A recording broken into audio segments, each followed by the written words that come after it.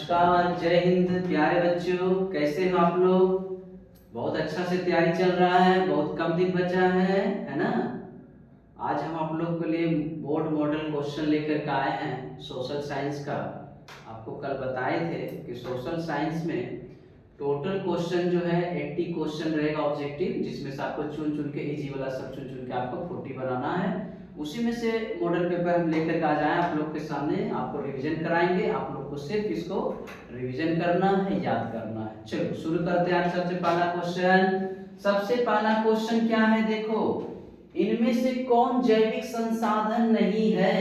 अब हम आपको जानना है पहले कि जैविक संसाधन क्या होते हैं। देखो जैविक संसाधन मतलब जिस संसाधन में जीव हो अर्थात सजीव हो। देखिए बताइए, मछली में जीव है कि नहीं है, क्योंकि वो लिविंग थिंग्स है। पेड़ में जीव है, हाँ पेड़ भी लिविंग थिंग्स है, सजीव है। और देखो मिट्टी, मिट्टी में जीव है जी, बोलो मिट्टी सांस लेती है, पानी पीती है, एक जगह से दूसरी जगह तक स्वयं चलती है क्या, नहीं ना। तो मिट्टी जो है आपका जैविक संसाधन नहीं है। पर मानव, मानव तो है, हम लोग ह्यूमंस है ना, हम लोग सजीव वस्तु है, सजीव चीज है। तो वही इसमें कहता है जैविक संसाधन में से कौन नहीं है, तो क्या हो जाएगा, मिट्टी। क्या हो जाएगा, मिट्टी। चलो समझ गए। देखो नेक्स्ट क्वेश्चन, आगे बढ़ते हैं।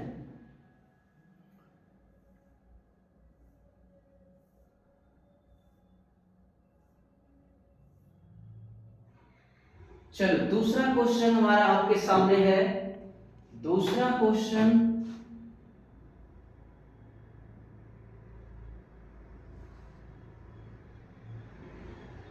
दूसरा क्वेश्चन आपके सामने हमारा है, भारत सरकार की वन नीति के अनुसार कम से कम कितना प्रतिशत भूभाग वनाच्छादित रहना चाहिए।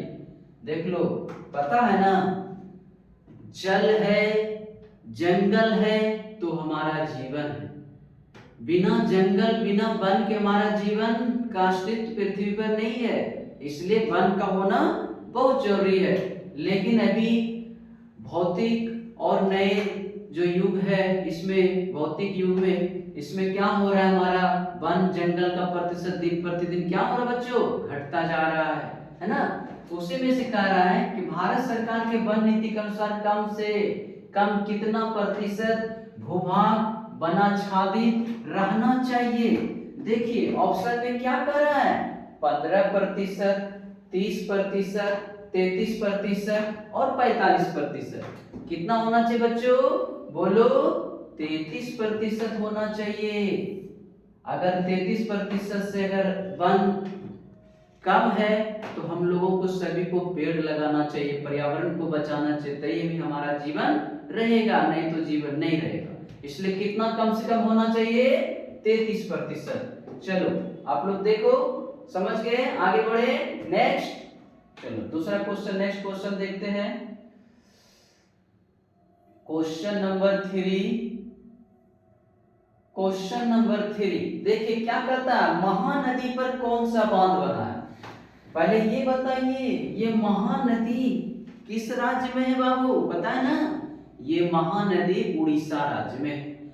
अब उड़ीसा राज्य में कहता है कि जो महानदी है, तो उस महानदी पर कौन सा बांध बनाया गया है, पता है ना। जब नदी को जो है, नदी पर बांध बनाया जाता है जिससे किसान का मतलब अपने खेत में सिंचाई के लिए, विद्युत बिजली पैदा करने के लिए, जल विद्युत तैयार करने के लिए, ये सब के लिए बहुत सारी योजनाएं, ये सब के लिए जो है क्या करते हैं, नदी पर बांध बनाते हैं। तो उसी में से आपका है यहाँ पर क्या, महानदी पर कौन सा बांध बना है बताइए। भाखड़ा नंगल बांध बना है, हीराकुंड बना है, नागार्जुन सागर है या रिहंद है। बताइए कौन सा बांध है महानदी पर, हीराकुंड बांध है। कौन सा बांध है बाबू, हीराकुंड बांध है। चलो समझ गए। नेक्स्ट क्वेश्चन, आगे बढ़ते हैं। चलिए देखिए अब क्या कहता है, टेक्सोल। ये बहुत वेरी वेरी इंपॉर्टेंट क्वेश्चन, दो चीज याद रखिएगा, ये बराबर आता है। एक टेक्सोल और एक आता है मलेरिया। ये टेक्सोल क्या है, टेक्सोल जो है किस बीमारी का दवा है? क्या मलेरिया की दवा है, दर्द निवारक है, कैंसर रोधी है, या इनमें से कोई नहीं? अगर टेक्सोल रहेगा, टेक्सोल की बात करेगा तो प्यारे बच्चों याद रखना ये कैंसर रोधी दवा है। कौन दवा है? कैंसर रोधी दवा है। और अगर एक और बीमारी का नाम देता है क्यूनिन, जिसको मलेरिया, उसमें ना मलेरिया की दवा होता है क्यूनिन, ये मलेरिया, दो रोग का ज्यादा बोर्ड जो है ना क्वेश्चन पूछता है। तो यहाँ पर टेक्सोल क्या है पूछ रहा है, तो उसमें क्या होगा? कैंसर रोधी दवा है। ठीक है, चलो नेक्स्ट चलें।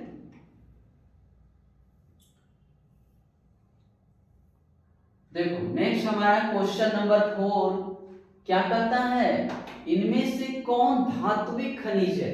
आप साइंस में केमिस्ट्री भी पढ़े होंगे, मेटल और नॉन मेटल, धातु और अधातु। तो आपको पता होगा क्या धात्विक होना चाहिए, धात्विक गुण जिसमें होता है वो धातु, जिसमें धात्विक गुण नहीं होता वो अधातु। तो यहाँ पर वही पूछ रहा है कि इनमें से कौन सा धात्विक खनिज नहीं है। देखो बॉक्साइट है, क्रोमाइट है, निकल है और ग्रेफाइट है। अब आप बताइए इसमें से कौन सा धात्विक खनिज नहीं है? ठीक है, चलिए क्या होगा? बॉक्साइट होगा जी, या क्रोमाइट, या निकल, या ग्रेफाइट। चलो इसमें क्या होगा? ग्रेफाइट। क्यों होगा जी? क्योंकि आप पढ़े होगा ना, हीरा और ग्रेफाइट जो है कार्बन के अपरूप हैं, तो ये ग्रेफाइट जो है धात्विक खनिज नहीं है। चलो ओके, नेक्स्ट क्वेश्चन। चलिए नेक्स्ट क्वेश्चन हमारा क्वेश्चन नंबर 6 है। क्वेश्चन नंबर 6 कहता है इनमें से कौन टर्सरी कोयला भंडार का क्षेत्र है? देखो क्वेश्चन कैसा घुमा के दिया है। अगर पूछना था तो इसको पूछना चाहिए था ना कि कोयले का भंडार किस राज्य में है। यहाँ पे नया वर्ड जोड़ दिया टर्सियर। टर्सियर समझ रहे हो? मतलब आपको कोयले का भंडार, कोयला का क्षेत्र कहाँ पर है ये पूछता है। झारखंड, उड़ीसा, मेघालय, मध्य प्रदेश, कौन सा क्षेत्र में सबसे ज्यादा कोयला होता है? देखो कोयला की जहां तक बात है पता करो। देखो झारखंड में कोयला है, कोयले का भंडार, मेघालय में है, मध्य प्रदेश में है, उड़ीसा में है। कहाँ है? झारखंड में बाबू। कहाँ है? झारखंड में। कोयले की जब भी बात हो तो झारखंड में। ठीक है, और यही झारखंड हमारे, झारखंड पहले बिहार में ही था, लेकिन बिहार से पृथक राज्य होकर झारखंड एक अलग राज्य बन गया। कब बना बाबू? 15 नवंबर 2000 ईस्वी को। ये भी क्वेश्चन कभी सोशल साइंस में पूछ देता है कि झारखंड कब बना? 15 नवंबर 2000 ईस्वी। चलिए कोयला, जहां भी कोयला भंडार रहे का क्षेत्र पूछे तो समझ जाना कि झारखंड। पूरे भारत में सबसे ज्यादा कोयला झारखंड में, झारखंड कोयला से संपन्न है। चलिए नेक्स्ट क्वेश्चन देखते हैं। क्वेश्चन नंबर हमारा 7 क्या कहता है, इनमें से कौन परमाणु शक्ति का साधन नहीं है? इनमें से कौन परमाणु शक्ति का साधन नहीं है? यूरेनियम, बॉक्साइट, मोनोजाइट या थोरियम। देखिए यहां पर यूरेनियम, ध्यान से देखो इसमें आंसर छिपा हुआ है। यूरेनियम, बॉक्साइट, थोरियम, ये मोनोजाइट। कौन होगा बाबू? बताइए।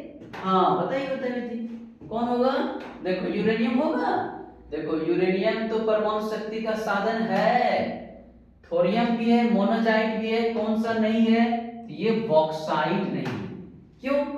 क्योंकि बॉक्साइट तो एल्युमिनियम का रूप है। बॉक्साइट जो है एल्युमिनियम उससे बनता है। ठीक है, और ये सब जो है अलग तत्व है। इस तत्व का परमाणु शक्ति में उपयोग होता है। चलो देख लो नेक्स्ट क्वेश्चन। चलिए क्वेश्चन नंबर 8। क्वेश्चन नंबर 8 कहता है भारत को कुल कितने डाक क्षेत्रों में बांटा गया? पता है ना, डाक मतलब पोस्ट ऑफिस, एक जगह से दूसरे जगह तक जो सामान, चिट्ठी, पत्र होगी, पोस्ट ऑफिस होगी, डाक, उसी को डाक कहते हैं। तो भारत को कुल कितने डाक क्षेत्रों में बांटा गया? देखो इसमें एक बात बोलना चाहेंगे कि इसका जो एनसीईआरटी बुक है उसमें दिया हुआ है, इसका आंसर जो है 8 भागों में बांटा गया। ऑप्शन में 5 है, 6 है, 6 है और 8 है और 9 है। तो इसमें क्या होगा, भारत में डाक क्षेत्रों को कितने भागों में बांटा गया है, 8 क्षेत्रों में बांटा गया है। ठीक है, क्लियर। चलो आगे बढ़े, चलिए next question. Next question number 9 है हमारा, कहता है इनमें से कौन नदी असम में बाढ़ का कारण है। देखो अगर आपसे पूछे कि बिहार में सबसे ज्यादा बाढ़ का कारण कौन है, क्या बोलोगे, कोसी। कोसी को बिहार का शोक नदी भी कहते हैं ना। ठीक उसी तरह से यहाँ पर आपसे पूछा जा रहा है कि इनमें से कौन नदी असम में बाढ़ का कारण है। क्या ब्यास नदी है, क्या ताप्ती है, क्या ब्रह्मपुत्र है या महानदी है। कौन है नदी जो असम में बाढ़ का कारण बनती है। इसमें सबसे प्यारे बच्चों याद रखना, ये ब्रह्मपुत्र है। कौन सा नदी, ब्रह्मपुत्र नदी है जो असम में बाढ़ लाती है। बाढ़ मतलब क्षति पहुंचाती है ना। चलिए क्लियर है। नेक्स्ट क्वेश्चन देखें। चलिए नेक्स्ट क्वेश्चन है तरुण भारत। देख लो बाबू, तरुण भारत संघ एनजीओ का संबंध किस राज्य से है। और इसी में क्वेश्चन और आता है ना कि सूचना का अधिकार सबसे पहले कहां शुरू हुआ था। सूचना का अधिकार नया संवैधानिक जो कानून है वो भी राजस्थान में हुआ था। और एक नया क्वेश्चन दिया है, देखो सोशल साइंस का मतलब सारा सोशल साइंस बुक से नहीं, वो जीके करंट भी पूछता है। इस टाइप का जीके टाइप के क्वेश्चन है। क्या कर रहा है, तरुण भारत संघ एनजीओ का संबंध किस राज्य से है। क्या बिहार से है, केरल से है, गुजरात से है या राजस्थान से है। कहां से है बाबू, राजस्थान से है। किस राज्य से है, राजस्थान से है। चलो ओके नेक्स्ट क्वेश्चन बढ़े। चलो बहुत कम समय लेते हुए हम जल्दी जल्दी आप लोग को कराएंगे क्योंकि समय कम है। रिवीजन आपको कराना, ज्यादा ज्यादा क्वेश्चन आप लोग सिर्फ मेरे साथ देखते रहिए और इस वीडियो को क्या कीजिएगा, लाइक करना ना भूलिए। लाइक जरूर कीजिएगा, शेयर कीजिएगा, है ना। चलिए देखिए इनमें से किसका उपयोग इलेक्ट्रॉनिक उद्योग में होता है। अभ्रक का, बॉक्साइट का, मैग्नीज का, इनमें से सही। देखो एक छोटा सा इलेक्ट्रॉनिक उदाहरण है जैसे आयरन। आप देखिएगा आयरन जब कभी रिपेयरिंग सेंटर में दीजिएगा ना तो उसको खोलिएगा तो उसमें देखिएगा पत्ती रहता है, उसमें भी बॉक्साइट का यूज होता है, अभ्रक का यूज होता है। ठीक है, तो वो भी इलेक्ट्रॉनिक सामान होता है। इलेक्ट्रॉनिक सामान में इसमें से किसका किसका उपयोग करता होता है वो जानना है। अभ्रक का तो होता है, मैग्नीज का भी होता है, बॉक्साइट का भी होता है। क्या हो जाएगा इसका आंसर, इनमें से सभी का होता है। समझ गए। चलो नेक्स्ट क्वेश्चन।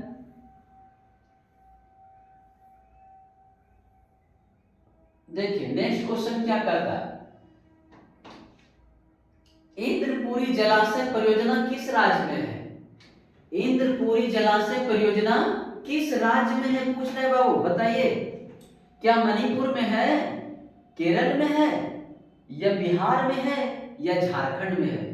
इंद्रपुरी जलाशय परियोजना याद रखना अपने ही राज्य में बाबू, इसको एकदम याद रखिएगा। ये कहां है, बिहार में है। इंद्रपुरी जलाशय परियोजना किस राज्य में है, बिहार में। चलिए नेक्स्ट क्वेश्चन देखते हैं। असाधारण पौधों के लिए तैयार की गई पुस्तक का नाम। देखो क्या कहता है, साधारण नहीं पूछ रहा है, असाधारण जिसमें एक अलग गुण हो, सिंपल सामान्य पौधे नहीं कर रहा है, असाधारण की बात हो रही है। असाधारण पौधों के लिए तैयार की गई पुस्तक का नाम बताए। ब्लू बुक है, ग्रीन बुक है, येलो बुक है या रेड बुक है। कौन सा बुक है जी, बोलो।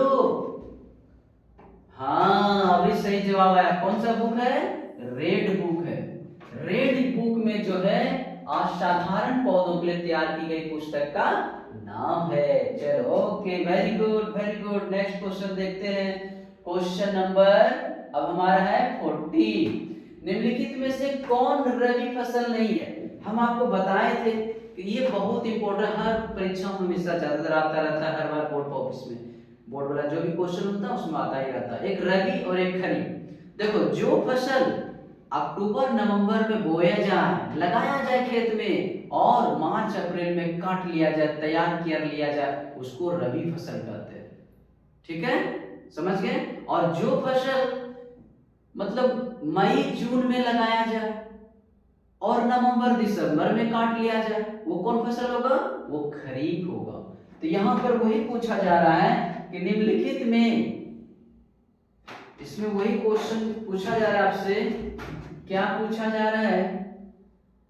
निम्नलिखित में से कौन रबी फसल नहीं है? देखो, गेहूं रबी फसल है, चना रबी फसल है, सरसों रबी फसल है, चावल नहीं है बाबू।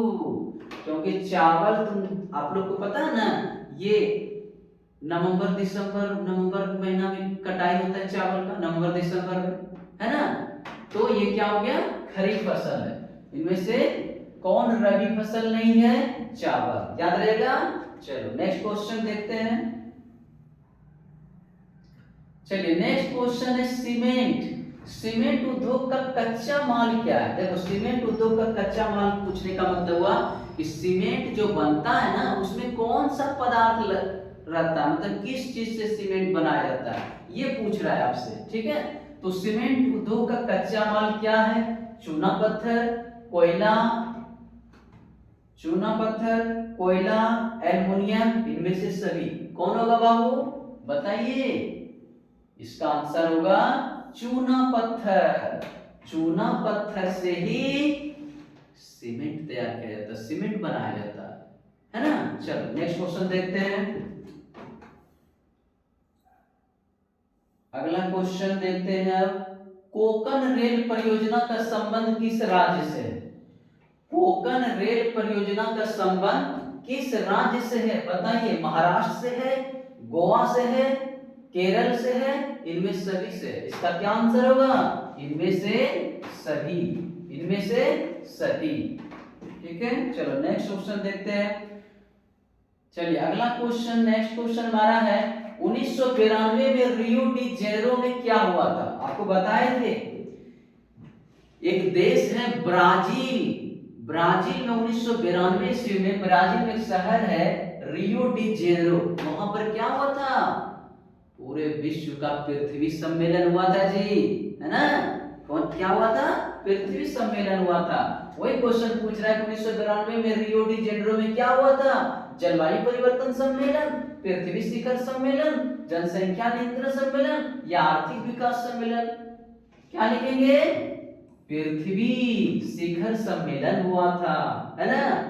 याद रखना बच्चों, मेहनत कभी व्यर्थ नहीं जाता। एक कहावत, एक कहानी सुने हो ना। देखो, बीच बीच में हम आपका मोटिवेशन हारना नहीं है, एकदम बहुत कम समय हिम्मत लगाए रखना है ना। याद रखिएगा, जो व्यक्ति, जो स्टूडेंट, जो व्यक्ति, जो आदमी पानी से नहाता है, क्या करता है? वो सिर्फ लिबास बदलता है, और जो पसीना से नहाता है वो इतिहास बदलता है ना। चलो देखो, अगर नेक्स्ट क्वेश्चन देखेंगे, नेक्स्ट क्वेश्चन देखेंगे। मेहनत करो, मेहनत करवाओ, मेहनत करोगे एक दिन बहुत रंग अच्छा रंग लाओगे।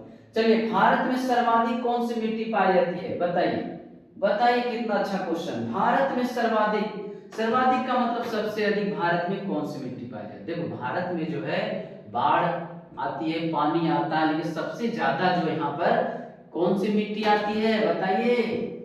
भारत में सर्वाधिक कौन सी मिट्टी पाई जाती है बाबू? काली मिट्टी, लेटराइट मिट्टी, जलोढ़ मिट्टी, लाल मिट्टी, कौन सी मिट्टी पाई जाती है? जलोढ़ मिट्टी पाई जाती है भारत में, सबसे ज्यादा जलोढ़ मिट्टी पाई जाती है। और याद रखना बाबू, ये जलोढ़ मिट्टी बहुत उपजाऊ होता है ना। इसमें गेहूं, चावल, खाद्यान्न के लिए बहुत अच्छा मिट्टी है, अच्छा पैदावार भी होता है। ठीक है, चलिए समझ गए। नेक्स्ट क्वेश्चन चलते हैं। चलिए क्वेश्चन नंबर 19 नंबर क्वेश्चन कहता है कि भारत में पहला जल विद्युत संयंत्र कहां लगाया गया था? भारत में जल विद्युत संयंत्र कहां लगाया गया था बाबू? शिव समुद्रम में, मणिकरण में, या दार्जिलिंग में, या शिमला में? याद रखना, सबसे पहला जो जल विद्युत संयंत्र लगाया गया था वो दार्जिलिंग में लगाया गया था। और ये दार्जिलिंग कौन सा राज्य में है? पश्चिम बंगाल में, है ना। आज भी पश्चिम बंगाल का मुख्यमंत्री कौन है जी? ममता बनर्जी। ठीक है, चलो नेक्स्ट क्वेश्चन देखते हैं। चलिए क्वेश्चन नंबर 20 का आता है कि बिहार में उर्वरक कारखाना कहाँ स्थित है? सोचो, ये क्वेश्चन उर्वरक और एक तेल शोधक कारखाना, ये क्वेश्चन हमेशा पूछता है ना कि बिहार में तेल शोधक कारखाना कहाँ है? और बिहार में उर्वरक कारखाना कहाँ है? बताइए, ये क्वेश्चन हम आप पे छोड़ते हैं। बोलो, पटना में है, बांका में है, बरौनी में है या गया में है? कहाँ है? बताइए कहाँ है? बरौनी में, याद है ना, बरौनी में उर्वरक कारखाना कहाँ है? बरौनी में। और अगर पूछे कि तेल शोधक कारखाना कहाँ है, वो भी बरौनी में, रिफाइंड ऑयल का वहां पर कारखाना है ना। चलो, बिहार में उर्वरक कारखाना हो गया। नेक्स्ट क्वेश्चन देखते हैं। क्वेश्चन नंबर हमारा 21 है। निम्नलिखित कारकों में कौन सूखे के लिए जिम्मेदार है जी? देखो, पानी नहीं पड़ेगा, जमीन सूख जाएगा तो सुखाड़। अगर पानी बहुत ज्यादा पड़ेगा तो बहुत पानी जब हो जाएगा, नदी में पानी उफान हो जाएगा तो क्या होता है? बाढ़, है ना। ये सब जानते हो। चलो, उसी से क्वेश्चन है, निम्नलिखित कारकों में कौन सा सूखे के लिए जिम्मेदार है? भूकंप, बाढ़ या वर्षा की कमी या सुनामी?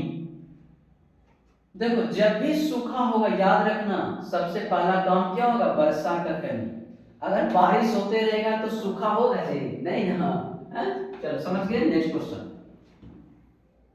चलिए नेक्स्ट क्वेश्चन है, सरदार सरोवर कृत्रिम जलाशय का संबंध कहाँ है? देखो, सरदार समझ रहे हो ना, वही सरदार वल्लभ भाई पटेल, जिसको लौह पुरुष कहते हैं, है ना, लौह पुरुष, जिसका स्टेचू बना है यहाँ गुजरात में, स्टेच्यू ऑफ यूनिटी, एकता का जो प्रतीक है ना, उसी पर देखिए यहाँ पर कहता है कि सरदार सरोवर कृत्रिम जलाशय का संबंध है नर्मदा नदी से है, गंगा नदी से है, दामोदर नदी से है या सतलज नदी से? क्या इसका आंसर होगा? बोलो, नर्मदा नदी। जहां सरदार सरोवर है वहां पर क्या होगा? नर्मदा नदी से होगा। ओके, नेक्स्ट क्वेश्चन देखते हैं।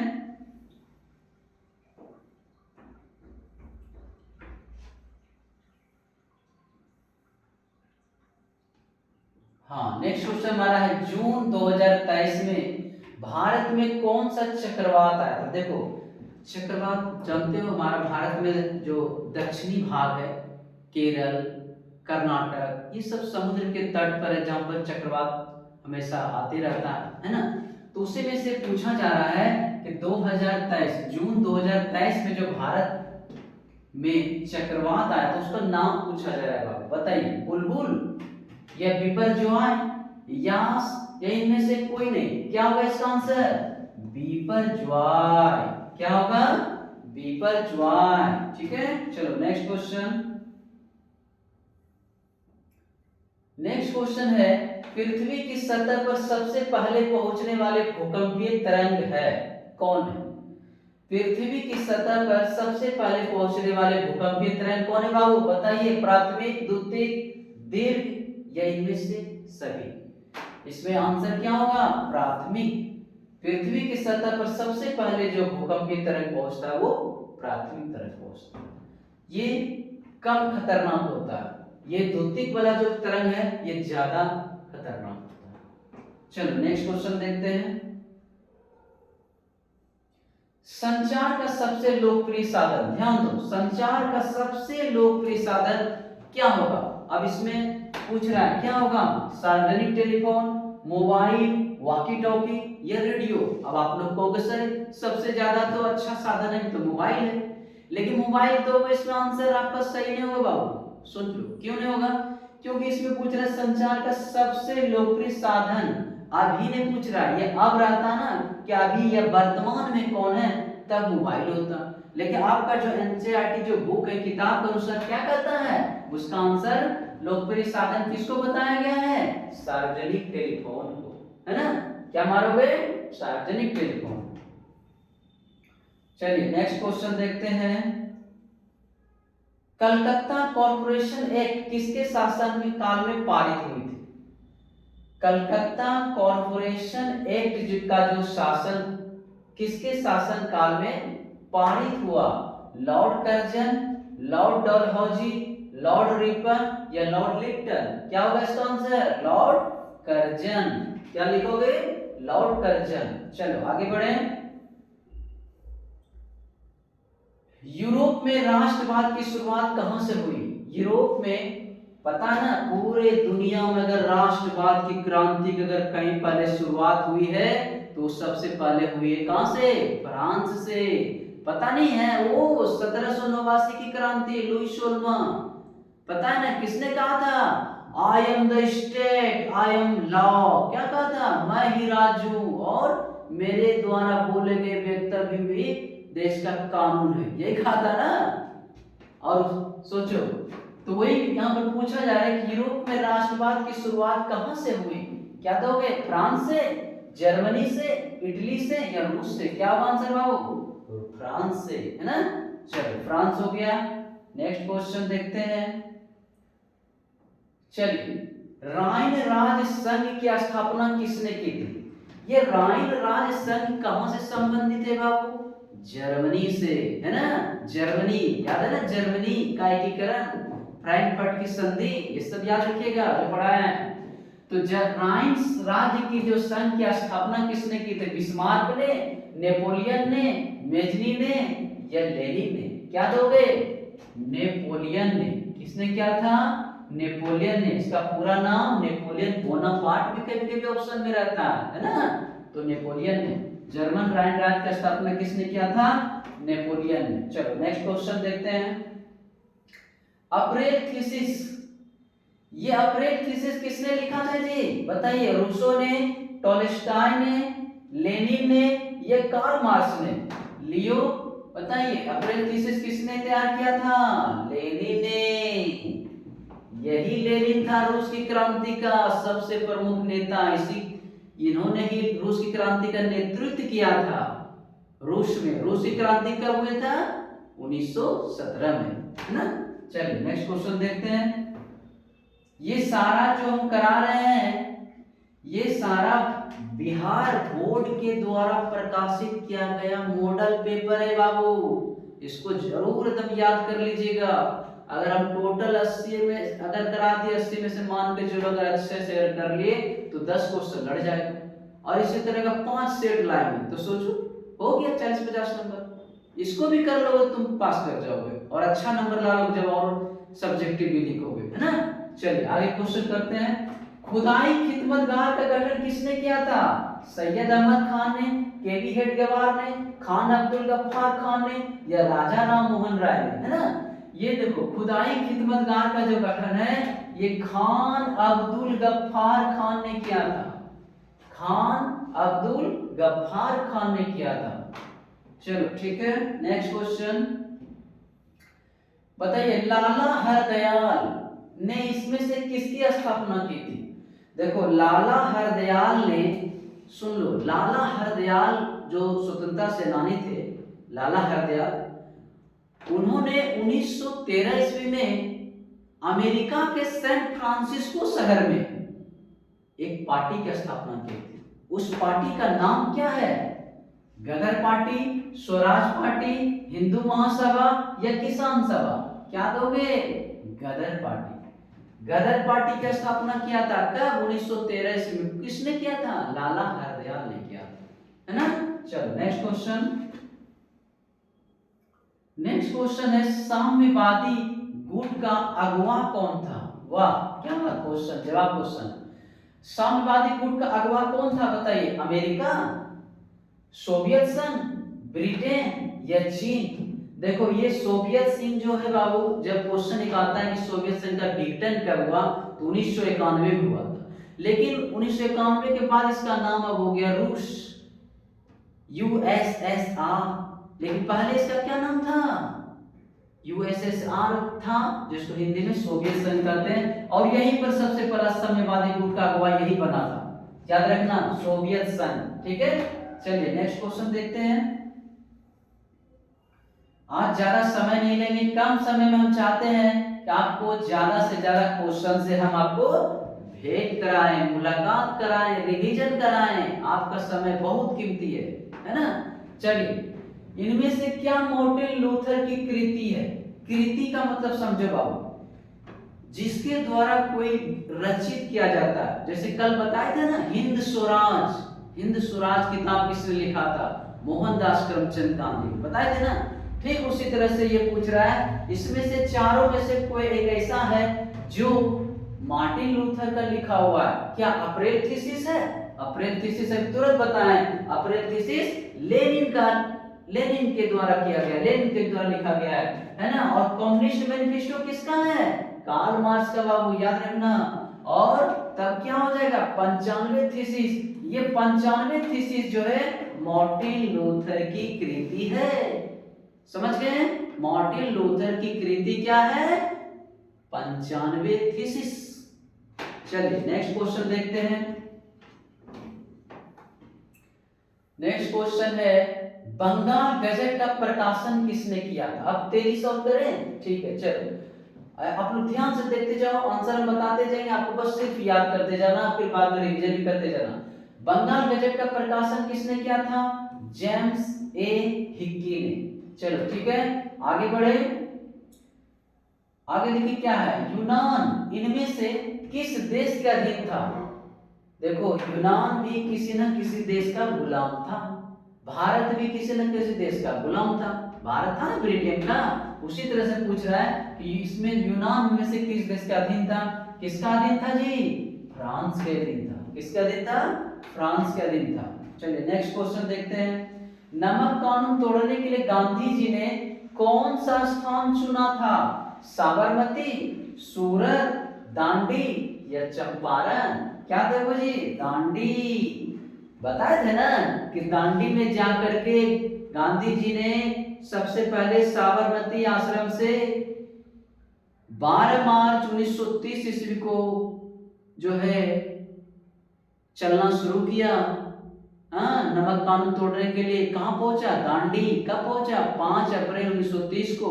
और सुबह में फिर जाकर उन्होंने समुद्र के जो है फेन से नमक बना करके नमक कानून तोड़ा, है ना। गांधी जी ने कब? 6 अप्रैल 1930 को। कहां से? दांडी से। याद रहेगा। चलिए नेक्स्ट क्वेश्चन।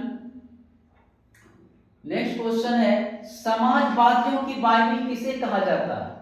दास कैपिटल को, अप्रैल थीसिस को, कम्युनिस्ट मैनिफेस्टो या सोशल कॉन्ट्रैक्ट? क्या होगा जी? Das Kapital. दास कैपिटल किसने लिखा है? कार्ल मार्क्स ने, है ना। कब लिखा है दास कैपिटल? 1867 ईस्वी में, 1867, 1867 ईस्वी में दास कैपिटल लिखा। और एक और बुक उन्होंने लिखा है, याद रखो बच्चों, ये कम्युनिस्ट मैनिफेस्टो। कब लिखा जी? 1848 ईस्वी में। कौन लिखा है? कार्ल मार्क्स ने। ये कार्ल मार्क्स ने लिखा है। और उनका सबसे पहले ये कार्ल मार्क्स जो लिखा था, ये दास कैपिटल को ही समाजवादियों का बाइबिल भी कहा जाता है। ठीक है, चलो नेक्स्ट क्वेश्चन देखते हैं। नेक्स्ट क्वेश्चन, एक स्वतंत्र राष्ट्र के रूप में सिंगापुर का उदय किस वर्ष हुआ? देखो, ये सिंगापुर को याद रखिएगा, ये सिंगापुर से क्वेश्चन हमेशा एक क्वेश्चन रहता है। सिंगापुर एक स्वतंत्र राष्ट्र के रूप में सिंगापुर का उदय कब हुआ? 1965 में। कब हुआ बाबू? 1965 में। चलो नेक्स्ट क्वेश्चन देखते हैं। वियना कांग्रेस में कौन राष्ट्र सम्मिलित नहीं था? ब्रिटेन, जर्मनी, फ्रांस और रूस? देखो, अगर नहीं भी जानते हो इसको पहचानने का तरीका बताते हैं। इसमें पता है ना, प्रथम विश्व जब हुआ था 2 गुट बना था, एक मित्र राष्ट्र और एक त्रिगुट, है ना। तो इसमें देश को देखो, ब्रिटेन, रूस और ये फ्रांस, ये तीनों एक ग्रुप का है, मित्र राष्ट्र की तरफ का, मित्र राष्ट्र के गुटों का है ये देश। कौन गुट है जो मित्र राष्ट्र में नहीं था? कौन? जर्मनी, है ना। और इसका आंसर क्या होगा? जर्मनी। वियना कांग्रेस में कौन राष्ट्र सम्मिलित नहीं था? जर्मनी। चलो नेक्स्ट क्वेश्चन। अब देखो आ गया फॉरवर्ड ब्लॉक। ये फॉरवर्ड ब्लॉक की स्थापना किसने की? बोलो, एम एन राय ने, सुभाष चंद्र बोस ने, लाला हरदयाल ने या चित्तरंजन दास ने? फॉरवर्ड ब्लॉक की स्थापना सुभाष चंद्र बोस ने की थी। कब किया था बताइए? फॉरवर्ड ब्लॉक की स्थापना 1939 ईस्वी में की थी सुभाष चंद्र बोस ने। कांग्रेस का जो अध्यक्ष हो, कांग्रेस की जो अध्यक्षा हुई थी सबसे पहले 1938 ईस्वी में, तो कांग्रेस का जो अधिवेशन हुआ था 1938 ईस्वी में, तो उसका अध्यक्षता सुभाष चंद्र बोस ने किया था। और फिर 1939 ईस्वी में जो कांग्रेस का अधिवेशन हुआ था उसमें भी सुभाष चंद्र बोस ने जीत लिया था, अध्यक्ष यही बने थे। लेकिन किसी कारणवश कांग्रेस का जो था नहीं चाहते थे कि अध्यक्ष बने, ठीक है, तो इसलिए इन्होंने क्या किया, अध्यक्ष पद से इस्तीफा दे दिया। उसके बाद इन्होंने अपना एक नया पार्टी बनाया जिसका नाम था फॉरवर्ड ब्लॉक। और ये कब बना? 1939 ईस्वी। वही कहता है कि फॉरवर्ड ब्लॉक की स्थापना किसने की? सुभाष चंद्र बोस ने। क्लियर है? चलिए नेक्स्ट क्वेश्चन, बंबई राज्य का विभाजन, बंबई राज्य का विभाजन कर किन दो राज्यों का गठन किया? देखो जैसे अब पहले कैसे था, झारखंड और बिहार एक था, ठीक उसी तरह से बंबई जो पहले था उसमें महाराष्ट्र और गुजरात दोनों मिला हुआ था, बहुत पहले, है ना।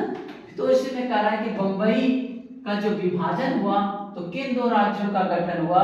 याद रखिएगा, महाराष्ट्र और गुजरात, महाराष्ट्र और गुजरात। चलिए नेक्स्ट क्वेश्चन देखते हैं। बताइए बिहार में कुल कितने नगर निगम स्थापित किए गए हैं? अपने ही राज्य का पूछ रहे हैं बाबू, अपने राज्य के बारे में बताओगे? बताओ बिहार में कितने जिले हैं? कोई पूछे क्या बोलोगे? 38 जिले हैं। कितने प्रमंडल है? 9 प्रमंडल है ना। उसी तरह से पूछ रहा है कि बिहार में कुल कितने नगर निगम स्थापित किए गए हैं? क्या 10 है, 12 है, 14 है, 19 है? कितना है जी?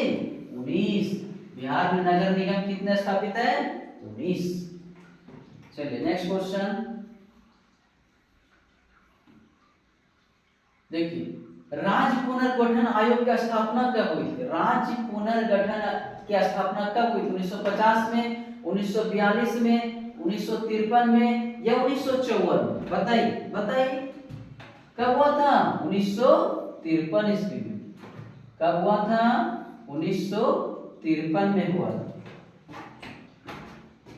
राज्य पुनर्गठन आयोग की स्थापना कब हुई थी?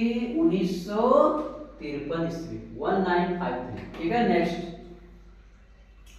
नेक्स्ट क्वेश्चन है हमारा, चुनाव आचार संहिता का निर्माण कौन करता है? बताइए चुनाव इलेक्शन में काम कौन करता है? इलेक्शन के समय जो आचार संहिता लग जाता है, जब कहीं चुनाव होता है ना तो 24 घंटा पहले क्या होता है, प्रचार प्रसार सब बंद करवा देता है। ये कौन कराता है? चुनाव कराने का दायित्व किसको है? कौन लेता है इसका? कौन करवाते हैं? याद रखिएगा, निर्वाचन आयोग। कौन करवाता है? निर्वाचन आयोग कराते हैं। चलिए नेक्स्ट क्वेश्चन, बिहार में पंचायती राज संस्थाएं हैं। बिहार में पंचायती राज संस्थाएं कितने स्तर का है बाबू? याद रखना 3 स्तर का है। कौन कौन? एक ग्राम पंचायत, दूसरा होता है पंचायत समिति और तीसरा कौन होता है? जिला परिषद। 3 क्षेत्र पर होता है ना। और बिहार में ग्राम पंचायत पता है ना, यहाँ पर महिलाओं को 50% आरक्षण दिया गया है। ये भी आता है क्वेश्चन, याद रखिएगा। ठीक है। तो बिहार में पंचायती राज संस्थाएं का जो स्तर है कितना है? 3 स्तरीय है। नोट करो क्या है? 3 स्तरीय है। देख रहे हैं ना। चलो ठीक है। नेक्स्ट क्वेश्चन, आंग सान सू। देखिए आंग सान सू देख के तुम ये मत समझना कि ये चीन का है, नहीं। आंग सान सू कि किस देश के नागरिक हैं? याद रखिएगा ये म्यांमार का है। कहां का है? म्यांमार का है ना। आंग सान सू किस देश के हैं? म्यांमार का है। और इसको ये फेमस क्यों है पता है? वहां पहले क्या था, वो सैनिक तंत्र था वहां पर इस व्यक्ति को बहुत दिनों तक घर में बंद करके रखा था, इस आंग सान सू को, है ना। ये लोकतंत्र वहां बहाल करना चाहते थे, लोकतंत्र लाना चाहते थे, सबको वोट देने का अधिकार, उसके लिए उन्होंने लड़ाई लड़ी लोकतंत्र के लिए, है ना। तो इसको जो है नोबेल पुरस्कार भी मिला है ना। ये नोबेल पुरस्कार भी मिला, इसलिए फेमस हो गया। कहां का? ये म्यांमार का है। चलिए नेक्स्ट क्वेश्चन देखते हैं। नेक्स्ट क्वेश्चन है चिली, चिली की प्रथम महिला राष्ट्रपति कौन थी? बताइए। मैरी रॉबिन्स, किम कैम्पबेल, लौरा चिंचिला या मिशेल वाचलेट? क्या होगा आंसर? मिशेल वाचलेट। ठीक है। नेक्स्ट बताइए इनमें से किस पर लोकतंत्र का भविष्य निर्भर करता है? जातिवाद पर, अलगाववाद पर, निष्पक्ष चुनाव पर, या इनमें से कोई? हर कोई चाहता है कि चुनाव जब भी हो निष्पक्ष हो, साफ सुथरा हो, है ना। तो लोकतंत्र का भविष्य किस पे निर्भर करेगा रे बाबू? निष्पक्ष चुनाव पर। किस पे करेगा? निष्पक्ष चुनाव पर। चलिए नेक्स्ट क्वेश्चन देखते हैं। लोकसभा में चुने गए सदस्यों की संख्या कितनी होती है? देख लो, आपसे ना ये नहीं पूछ रहा है कि लोकसभा में कितने सदस्य होते हैं, ये नहीं पूछ रहा है। क्या पूछ रहा है? चुनाव के मतलब निर्वाचन होके कितने जाते हैं। देखो अगर पूछे कि देखो भारत में संसद जो है उसका 2 सदन है, एक लोकसभा एक राज्यसभा। राज्यसभा जो उच्च सदन है और लोकसभा निम्न सदन है। तो लोकसभा में जो कुल सदस्यों की संख्या है वो कितना होते हैं? 545 होते हैं। लेकिन उसमें से चुनाव के कितना जाते हैं? निर्वाचन होके कितना जाते हैं? ये पता है? निर्वाचन जो होता है वो चुनाव करके कितना जाते हैं? 543। वही पूछ रहा है, वही पूछ रहा है आपसे। क्या पूछ रहा है? पूछा जा रहा है कि लोकसभा में चुने गए सदस्यों की संख्या कितनी है? 543। अगर पूछे लोकसभा में टोटल कुल सदस्यों की संख्या कितनी होती है? 545।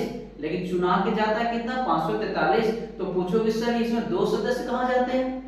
2 सदस्य क्यों नहीं चुनाते? क्योंकि 2 सदस्यों का चुनाव राष्ट्रपति करते हैं। वो उसमें से कौन आते हैं? इंडो इंडियन आते हैं, है ना।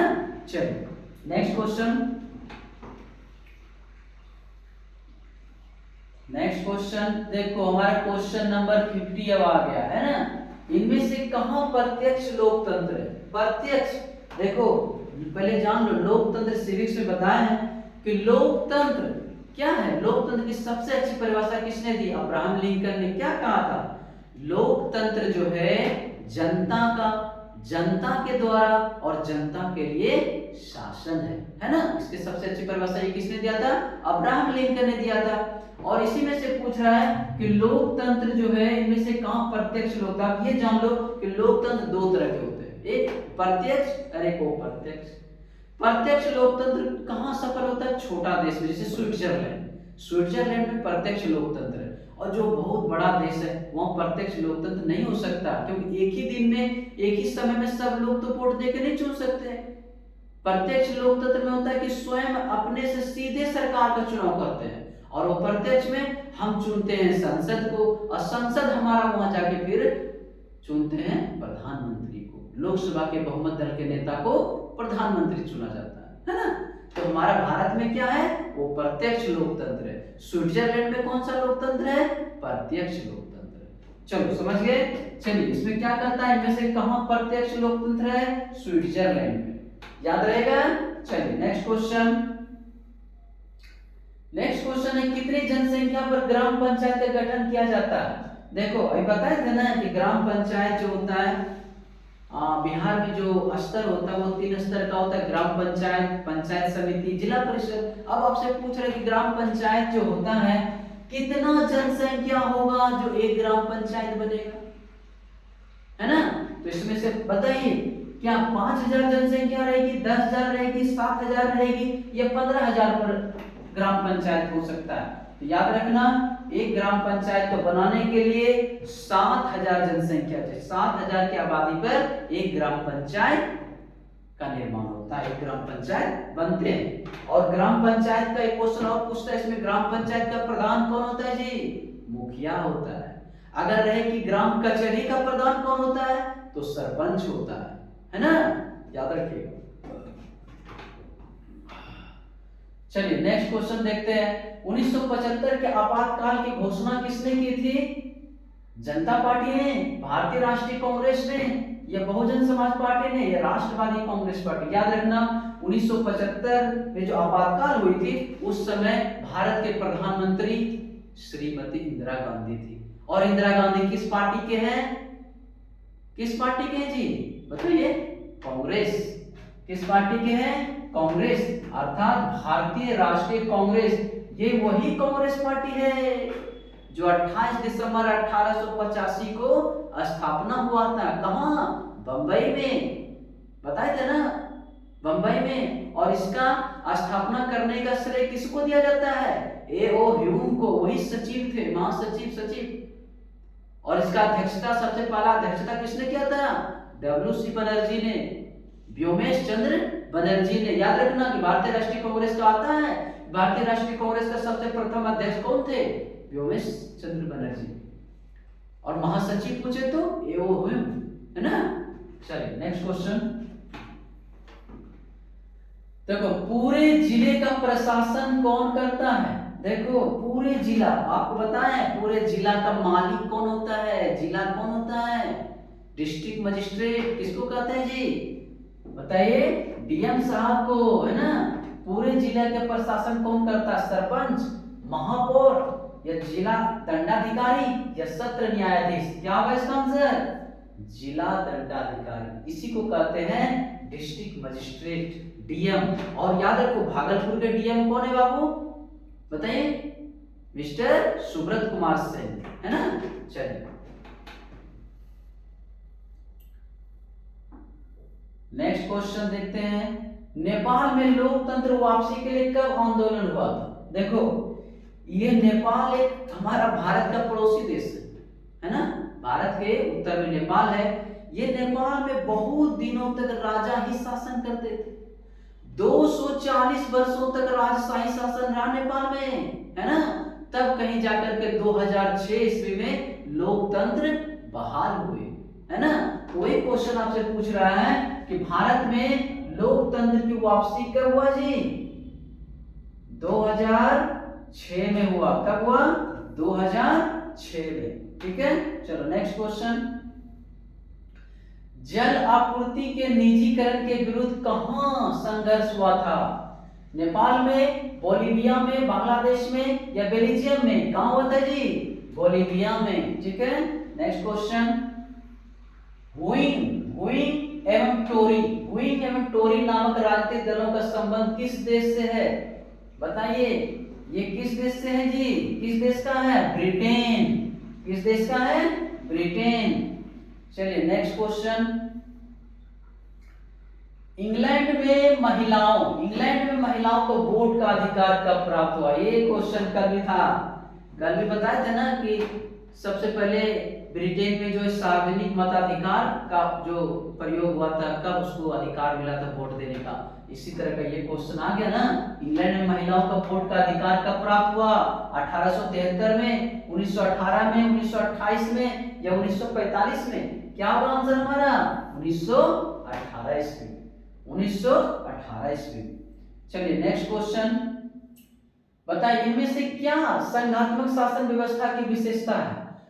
दोहरी शासन, संविधान की सर्वोच्चता, स्वतंत्र न्यायपालिका, इनमें से सभी। देखो हमारा जो देश है यहाँ पर दोहरी सरकार है। केंद्र सरकार दिल्ली में सरकार अलग है और बिहार में हमारा एक सरकार अलग होता है। दो सरकार है ना। एक प्रांत में सरकार और एक केंद्र सरकार है। तो यहाँ पर ये तो दोहरी सरकार है हमारे देश में, है ना। संघात्मक का व्यवस्था है। स्वतंत्र न्यायपालिका, यहाँ की न्यायपालिका पूरा स्वतंत्र है। और संविधान की सर्वोच्चता, देखो यहाँ पर सबसे बड़ा सुप्रीम कोर्ट है ना। सुप्रीम कोर्ट का जो भी जजमेंट होता है वो पूरे देश को मानना पड़ता है। तो संविधान हमारा सबसे ऊपर है ना।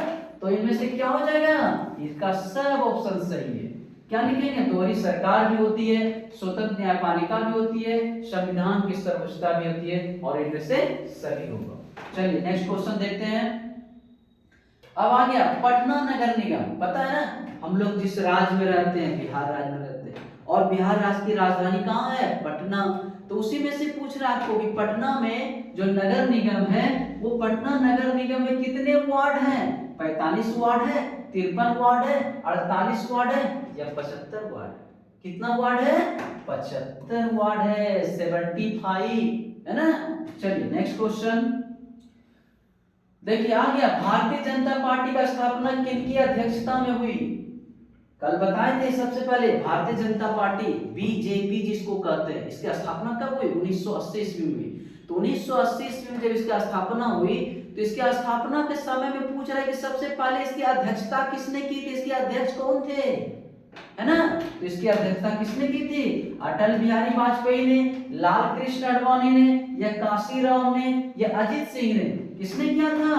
अटल बिहारी वाजपेयी ने, है ना। ठीक है, चलो नेक्स्ट क्वेश्चन।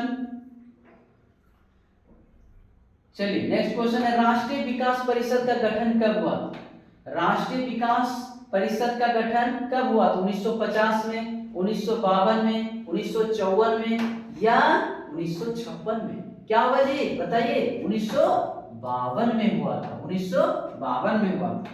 चलिए नेक्स्ट क्वेश्चन। भारत में राष्ट्रीय आय की गणना किस संस्था द्वारा की जाती है? कल भी बताए थे राष्ट्रीय गणना भारत में सबसे पहले 1868 ईस्वी में राष्ट्रीय गणना किसने किया था? दादा भाई नौरोजी ने। कितना बताया था भारत में बढ़ती आदमी का वार्षिक आय कितना बताया था? 20 रुपया। ठीक, देखो आज उसी तरह का क्वेश्चन है कि भारत में राष्ट्रीय आय की गणना किस संस्था द्वारा किया जाती है? नीति आयोग, योजना आयोग, केंद्रीय सांख्यिकी संगठन, या राष्ट्रीय प्रतिदर सर्वेक्षण संगठन? क्या होगा जी? केंद्रीय सांख्यिकी संगठन, है ना, सेंट्रल स्टैटिस्टिक्स ऑर्गेनाइजेशन। चलिए नेक्स्ट क्वेश्चन, नेक्स्ट क्वेश्चन देखेंगे। चलिए आ गया ये क्वेश्चन, देखो कितना शॉर्ट में दिया है बाबू, देख लो क्या कहता है? y बराबर c प्लस आई।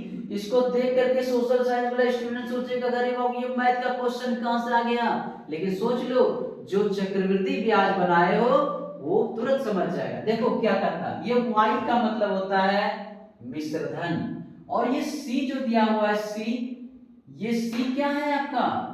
कंपाउंड, और ये i क्या? इंटरेस्ट। इंटरेस्ट मतलब ब्याज, नहीं सी का मतलब वो यहाँ पर होगा कैपिटल। कैपिटल मतलब पूंजी, है ना। तो मिश्रधन बराबर पूंजी कैपिटल और प्लस ब्याज। तो इसमें आई क्या है? आई मतलब इंटरेस्ट। इंटरेस्ट को हिंदी में कहते हैं ब्याज। क्या करेंगे? ब्याज में टिक लगा देंगे, है ना। चलिए नेक्स्ट क्वेश्चन देखते हैं। चलिए नेक्स्ट क्वेश्चन है हमारा, हाँ नेक्स्ट क्वेश्चन है इनमें से क्या शुद्ध राष्ट्रीय उत्पादन में शामिल नहीं होता है? बीमा का व्यय, कच्चे माल की कीमत, मूल्यह्रास, इनमें से सभी। इनमें से क्या है जो शुद्ध राष्ट्रीय उत्पादन में शामिल नहीं होता है? इनमें से सभी, कोई भी शामिल नहीं होगा, इसमें कोई नहीं होगा इसका आंसर। ठीक है, चलिए नेक्स्ट क्वेश्चन देखते हैं। खनन, खनन को इनमें से किस क्षेत्र में शामिल करते हैं? देखो बताए थे कृषि से संबंधित जो भी कृषि, अनाज पैदावार, अनाज उपजाना, पशुपालन करना, है ना, और खनन मतलब खान, वो भी क्या है? कोई मजदूरी निकालता, पृथ्वी जमीन से नहीं निकालता जी, खनन करेगा तो खनन को इनमें से किस क्षेत्र में? पता है ना आपको, पता है 3 क्षेत्र होते हैं, प्राथमिक क्षेत्र, द्वितीय क्षेत्र और तृतीय क्षेत्र। प्राथमिक क्षेत्र में कृषि संबंधी सब आ जाते हैं, द्वितीय क्षेत्र में क्या होते हैं? व्यापार, बिजनेस, उद्योग, है ना, कारखाना, और तृतीय क्षेत्र में सेवा, है ना। तो यहाँ पर आपसे पूछ रहा है कि खनन इनमें से किस क्षेत्र में शामिल करते हैं? क्या कहिएगा? प्राथमिक क्षेत्र में, प्राथमिक क्षेत्र में सम्मिलित होते हैं। ठीक है, नेक्स्ट क्वेश्चन देखते हैं। किस अर्थव्यवस्था में लोक कल्याण पर बल दिया जाता है?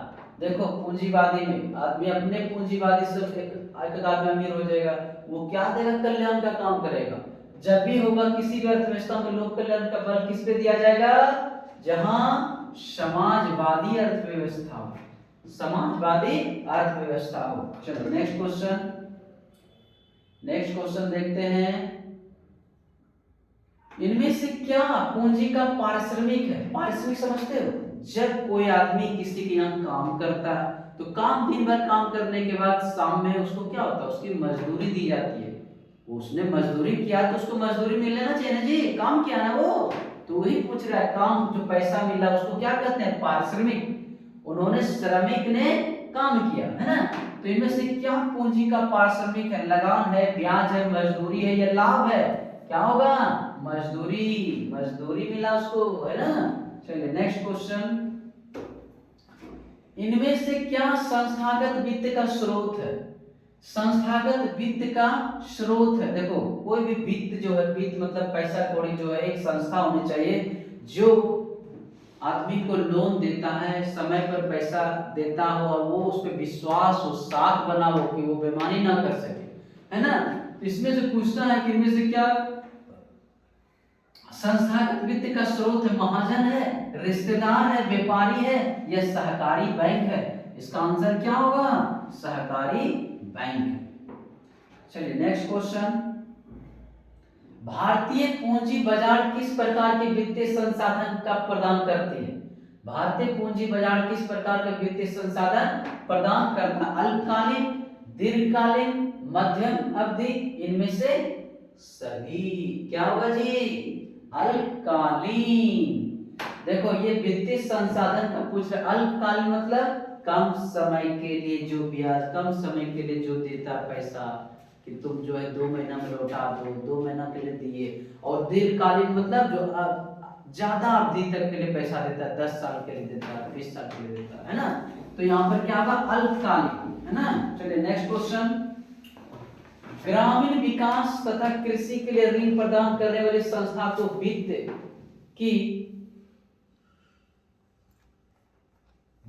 की आपूर्ति कौन करता है? सहकारी बैंक करती है, भूमि विकास बैंक करती है या नाबार्ड करती है या भारतीय रिजर्व बैंक करती है? क्या होगा इसका आंसर? नाबार्ड करती है। कौन करती है? नाबार्ड। नाबार्ड एक संस्था है ना। चलिए नेक्स्ट क्वेश्चन देखते हैं, भारत में सहकारिता आंदोलन का प्रारंभ कब हुआ था? भारत में सहकारिता आंदोलन का प्रारंभ कब हुआ था? 1901 में, 1912 में, 1904 में या 1915 में? कब हुआ था जी? 1904 में हुआ था। कब हुआ था? 1904 में हुआ था। चलो नेक्स्ट क्वेश्चन, देखो आपका क्वेश्चन तेजी से हम इसलिए करा रहे हैं क्योंकि एग्जाम बहुत नजदीक है, कम समय में ज्यादा से ज्यादा ऑब्जेक्टिव सॉल्व हो जाए। और आप सिर्फ रोज 2 बार 3 बार इसको प्रैक्टिस करो और इस क्वेश्चन को, इसको क्या करोगे आप लोग? लाइक करो और शेयर कर दो, है ना। चलो नेक्स्ट क्वेश्चन, विकसित देशों के कार्यबल का अधिकांश हिस्सा किस क्षेत्र पे कार्यरत होता है? विकसित, देखो हमारा देश क्या है? विकासशील देश है। हम लोग विकसित होने के लिए अग्रसर, मतलब आगे बढ़ रहे हैं, विकसित अभी हुए नहीं। विकसित देश अभी भारत नहीं है, लेकिन यहाँ पूछ रहा है विकसित देश। तो विकसित देशों के कार्यबल का अधिकांश हिस्सा किस क्षेत्र में कार्यरत होता है? कृषि क्षेत्र में, विनिर्माण क्षेत्र में, सेवा क्षेत्र में या इनमें से कोई नहीं? इसका आंसर होगा सेवा क्षेत्र में। क्योंकि विदेश में जितना भी देखोगे टेक्नोलॉजी का काम होता है, कंप्यूटर, लैपटॉप, ये वो मशीनरी काम होता है। और मशीनरी वाला वर्क जितना भी है वो किस में आएगा? सेवा क्षेत्र में, है ना। बताया ना आपको कि कृषि संबंधी जो काम होता है, खेती करना, पशुपालन करना, ये सब प्राथमिक क्षेत्र में। और द्वितीय क्षेत्र में क्या आएगा? उद्योग, कल कारखाना लगाना, है ना, उद्योग।